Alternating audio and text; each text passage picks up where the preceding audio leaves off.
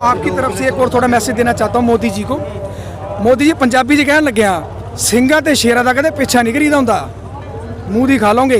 ਤੁਹਾਡੇ ਦਿੱਲੀ ਦੇ ਬਾਰਡਰ ਦੇ ਹਿੱਕ ਤੇ ਆ ਕਸ਼ਹਿਰੇ ਸੁੱਕਣੇ ਪਾ ਦੇ ਜੱਟਾਂ ਨੇ, ਠੀਕ ਹੈ ਜੀ। ਹੱਥ ਜੋੜ ਕੇ ਬੇਨਤੀ ਆ, ਇਹ ਬਿੱਲ ਚੁੱਪਚਾਪ ਕਰਕੇ ਵਾਪਸ ਲੈ ਲਓ। ਆਪਾਂ ਆਪਣੇ ਘਰ ਨੂੰ ਜਾਈਏ, ਤੁਸੀਂ ਆਪਣਾ ਆਰਾਮ ਦੀ ਨੀਂਦ ਸੋ। ਮੈਨੂੰ ਪਤਾ ਤੁਹਾਡੀ ਵੀ ਨੀਂਦ ਉੜੀ ਹੋਈ ਆ, ਤਾਂ ਹੀ ਕਹਿੰਦੇ ਚੁੱਪਚਾਪ ਸੋ ਜਾਓ। ਸਤਿ ਸ਼੍ਰੀ ਅਕਾਲ ਜੀ, ਵਾਹਿਗੁਰੂ ਜੀ ਕਾ ਖਾਲਸਾ, ਵਾਹਿਗੁਰੂ ਜੀ ਕੀ ਫਤਿਹ ਜੀ।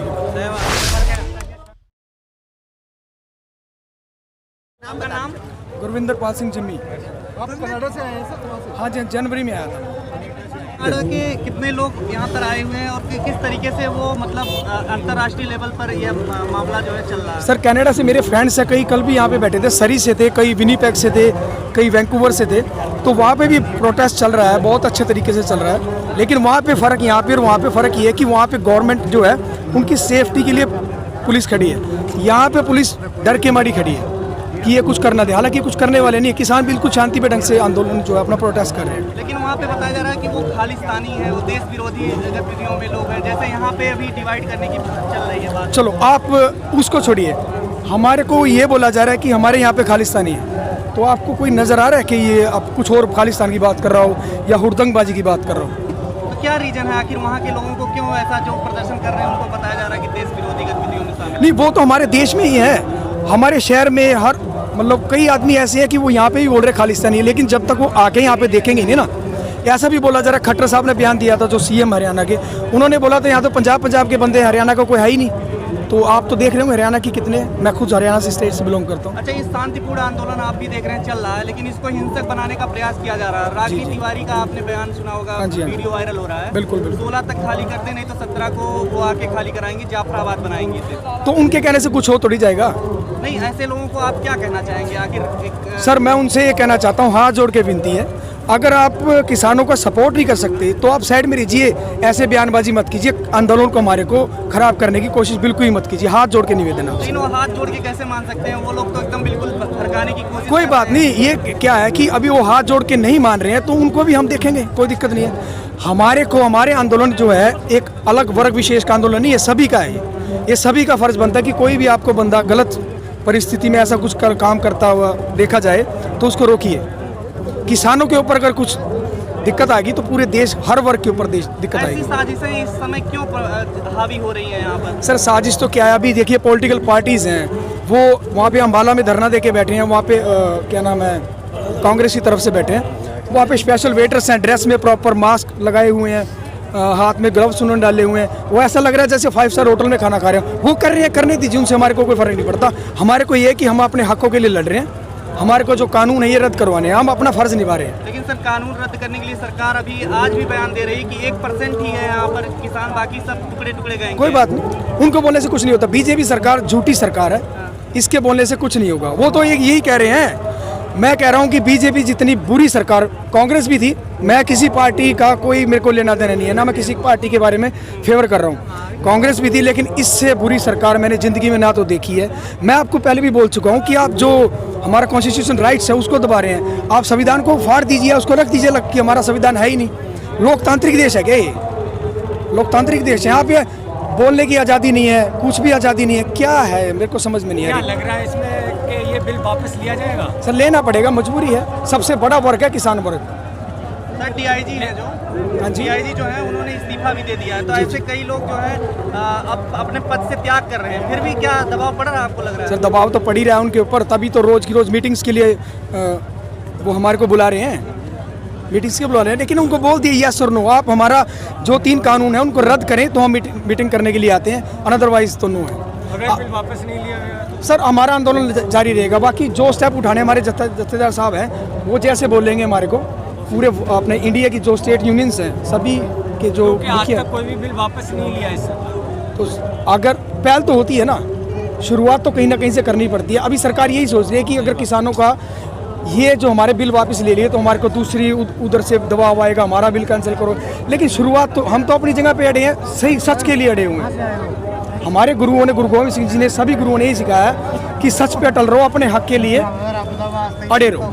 यहाँ पे जो उपवास रखा गया था 5 बजे तक, वो उसमें आपने उपवास रखा था? हाँ जी, बिल्कुल बिल्कुल। उस बारे में बताइए थोड़ा सा। जी सुबह 8 बजे से लेकर और 5 बजे तक उपवास के लिए बोला गया था। तो वहाँ पे एक रॉप लगाई गई थी, इससे आगे जो भी आके बैठेगा वो अनशन पे 8 बजे से 5 बजे तक लेकर उपवास है।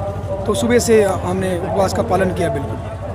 और सवालता प्रोटेस्ट की बात करता हूँ मैं, अभी आप पूरे वर्ल्ड में देख लीजिए, कनाडा, अमेरिका, इंग्लैंड, यूके, सभी कंट्रीज़ में प्रोटेस्ट हो रहे हैं। वहाँ पे किसी के कोई धक्काशाही कुछ नहीं हो रहा। आप उसको भी छोड़िए, सबसे छोटी कंट्री हमारा देश, दुश्मन देश बोलते हैं, पाकिस्तान है। वहाँ पे इमरान खान की गवर्नमेंट है, उसको तख्ता पलट करने के लिए वहाँ पे प्रोटेस्ट चल रहे हैं। उनके ऊपर कोई पानी की बौछार हुई, कोई धक्का हुआ, वो अपना शांति में ढंग से कर रहे हैं। यहाँ पे किसानों के ऊपर क्या हो रहा है, कभी रास्ते में पहले वाटर कैनल का यूज़ किया गया, लाठीचार्ज भी पिपली में भी किया गया पहले। देन उसके बाद में क्या कि अफवाह उड़ रही है, कभी इधर फोर्स बढ़ा देते हैं, कभी टिकरी बॉर्डर पे फोर्स बढ़ा देते हैं। तो मतलब डिक्टेटरशिप इतनी ज़्यादा हो गई है कि आप एक काम कीजिए ना, संविधान को छोड़ दीजिए, उसको फाड़ के फेंक दीजिए। जब आपने डिक्टेटरशिप ही करनी है तो आप लोकतंत्र कहते हैं यहाँ पे कि लोकतंत्र है। दूसरी तरफ मैं बुरा मत मानिएगा, मैं साफ ही बोलता हूँ, ये कहते हैं कि हमारे को हिंदू राष्ट्र बनाना है, तो दूसरी जो है कास्ट, सिख हो गए, मुसलमान हो गए, ईसाई हो गए, ये कहाँ जाएंगे?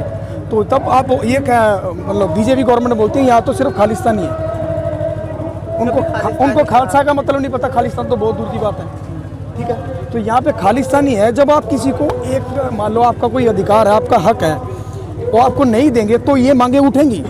मैं फेवर नहीं कर रहा हूँ खालिस्तान की। जब आप किसी वर्ग विशेष का आप नहीं वहाँ से उसका हक देंगे तो वो तो कहेगा कि मेरे को अलग सीट चाहिए जहाँ पे मैं अपने हक मांग सकूं। अच्छा, हमने देखा लगातार 19 दिन तो तकरीबन यहाँ हो चुके हैं, टेम्परेचर भी दिन पे दिन जो है वो कम होता जा रहा है, यहाँ जो ठंड बढ़ रही है, एक तरफ किसान यहाँ जिद पर बैठे हैं, उधर सरकार न झुकने का नाम दे रही है। राजनाथ का आज भी बयान है, राजनाथ सिंह ने कहा है कि जो कृषि क्षेत्र में जो काम किया गया है उस पर तो वापसी की कोई गुंजाइश नहीं बचती है। जी, तो आप एक बात बताइए, जत्थेबंदियों की उनके साथ 5-6 दौर की मीटिंग्स हो चुकी हैं, उन्होंने 2 मीटिंग्स में लास्ट में ये कह दिया यस और नो बता दीजिए।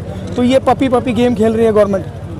जब उनको ये बोल दिया गया है कि हमारे को संशोधन नहीं चाहिए, हमारे को ये जो कानून है 3 काले कानून, इनको रद्द कर दीजिए, तो फिर क्यों टाइम वेस्ट कर रहे हैं आप? सरकार तक तो आवाज़ पहुँच ही नहीं पा रही है ना, सरकार तो चुप होकर बैठी है। सरकार को सब पता है। जब हमारे जत्थेबंदी वाले वहाँ पे जत्थेदार जी गए हैं, 40 जो उनके हमारे मेंबर्स थे, इन्होंने जाके उनके पास मीटिंग की है, इन्होंने साफ ही बोल दिया कि हमारे को संशोधन नहीं चाहिए, उसमें एक्यूरेसी नहीं चाहिए, आप इसको रद्द कर दीजिए, बोल दिया है। सरकार गवर्नमेंट के पास सब कुछ, यहाँ से भी रिपोर्ट उनके पास इंटेलिजेंस रिपोर्ट जाती है कि किसान आराम से बैठे हैं, शांति में ढंग से प्रोटेस्ट कर रहे हैं। तो वो मेरे को समझ में नहीं आ रही वो क्या गेम कर रही है। वो ये सोच रही है कि इसको लंबा चलाएंगे, किसान यहाँ से चले जाएंगे।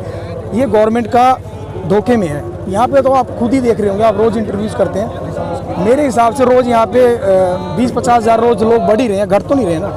टिकरी बॉर्डर पे देख लीजिए, यहाँ पे देख लीजिए, कहीं भी देख लीजिए, हर जगह प्रोटेस्ट में लोग आ रहे हैं। अच्छा, हमने पिछले साल भी एक आंदोलन देखा, उसको भी ठंडे बस्ते में इसी तरह से डाल दिया गया था, कोई रिएक्शन उस पर नहीं था। बाद में कोरोना के जो हालात रहे उस वजह से वो आंदोलन खत्म हुआ।